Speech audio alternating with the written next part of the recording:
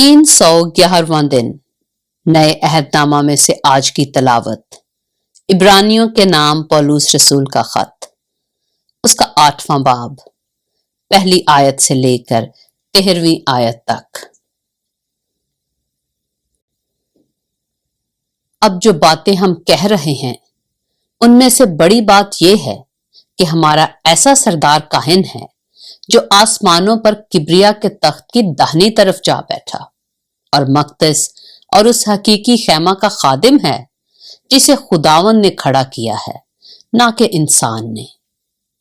और चूंकि हर सरदार काहिन नजरें और कुर्बानियां गुजरानने के वास्ते मुकर्रर होता है, इसलिए जरूर हुआ कि इसके पास भी गुजरानने को कुछ हो, और अगर वो जमीन पर होता तो हरगिज काहिन ना होता, इसलिए कि शरीयत के मुआफिक नजर गुजरानने वाले मौजूद हैं जो आसमानी चीजों की नकल और अक्स की खिदमत करते हैं।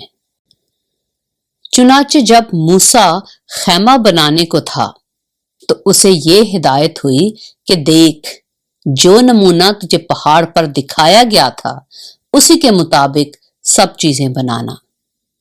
मगर अब उसने इस कदर बेहतर खिदमत पाई जिस कदर उस बेहतर अहद का दरमियानी ठहरा जो बेहतर वादों की बुनियाद पर कायम किया गया है।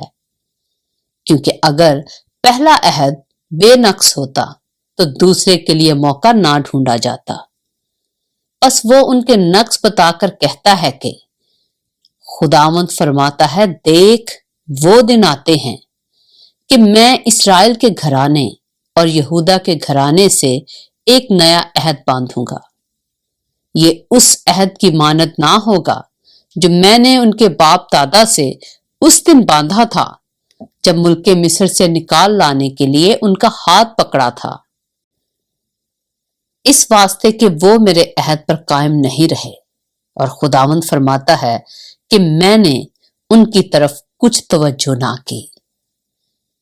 फिर खुदावंद फरमाता है कि जो अहद इस्राएल के घराने से उन दिनों के बाद बांधूंगा वो ये है कि मैं अपने कानून उनके जहन में डालूंगा और उनके दिलों पर लिखूंगा, और मैं उनका खुदा होऊंगा और वो मेरी उम्मत होंगे।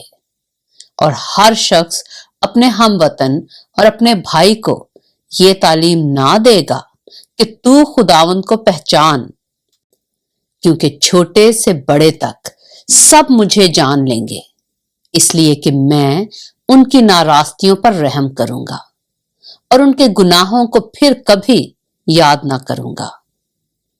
जब उसने नया अहद कहा तो पहले को पुराना ठहराया, और जो चीज पुरानी और मुद्दत की हो जाती है वो मिटने के करीब होती है।